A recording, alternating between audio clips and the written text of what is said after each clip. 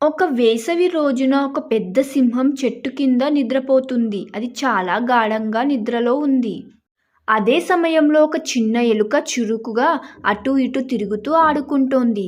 అనుకోకుండా ఆ ఎలుక సింహం మీదకు పరిగెత్తి దాని మెడపైకి చేరింది. సింహం నిద్రలేచి ఒక్క పట్టున ఆ ఎలుకను పట్టుకుంది. కోపంతో దాన్ని తినబోతుండగా చిన్న ఎలుక భయంతో వణుకుతూ సింహాన్ని వేడుకుంది. అడవికి రాజువైన సింహరాజా, నన్ను దయచేసి వదిలిపెట్టు. నేను చిన్నవాడిని. నాపై జాలి చూపించు. ఈ ఉపకారాన్ని నేను ఎప్పటికీ మర్చిపోను.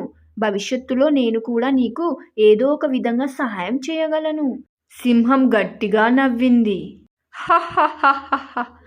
నువ్వు ఇంత చిన్న ఎలుకవి నాకు సహాయం చేయగలవా? నువ్వు చెప్పింది వింటే ఎంత నవ్వొచ్చిందో. సరే, నాకెందుకో దయ కలిగింది. పోనీలే అని నిన్ను వదిలేస్తున్నాను పో. ఎలుక సింహానికి కృతజ్ఞతలు చెప్పి సంతోషంగా పారిపోయింది. కొన్ని రోజుల తర్వాత ఆ సింహం వేటగాళ్లు వేసిన ఒక పెద్ద వలలో చిక్కుకుంది. ఎంత ప్రయత్నించినా అది వల నుండి బయటపడలేకపోయింది. అప్పుడు సింహం కోపంగా భయంతో బిగ్గరగా గర్జించడం ప్రారంభించింది. ఆ గర్జన విని అదే దారిలో వెళ్తున్న చిన్న ఎలుక పరిగెత్తుకుంటూ అక్కడికి వచ్చింది. సింహాన్ని ఆ వలలో చూసి, అయ్యో సింహరాజా, నువ్వు చిక్కుకున్నావా? భయపడకు, నేను నీకు సహాయం చేస్తాను అంది.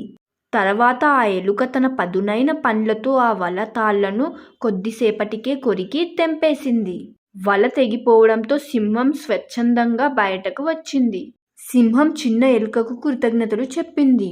నేను నీ చిన్నదనాన్ని చూసి నవ్వుకున్నాను, కానీ నువ్వు నిజంగా నాకు పెద్ద సహాయం చేశావు అని చెప్పింది. అప్పటి నుండి సింహం మరియు ఎలుక మంచి స్నేహితులుగా మారారు. నీతి: చిన్నవారైనా బలహీనులైనా ఎప్పుడు తక్కువ చూడకూడదు. దయతో చేసిన చిన్న సహాయం కూడా సమయం వచ్చినప్పుడు పెద్ద ఉపకారం అవుతుంది. అంతే ఫ్రెండ్స్, ఈ వీడియో కనుక మీకు నచ్చినట్లయితే లైక్ చేయండి, షేర్ చేయండి, కామెంట్ చేయండి. సబ్స్క్రైబ్ చేయడం మాత్రం మర్చిపోకండి. మరొక మంచి వీడియోతో మేము ఉంటాను. అంతవరకు మన ఛానల్లో ఉన్న వీడియోస్ అన్ని చూసేయండి. Bye bye.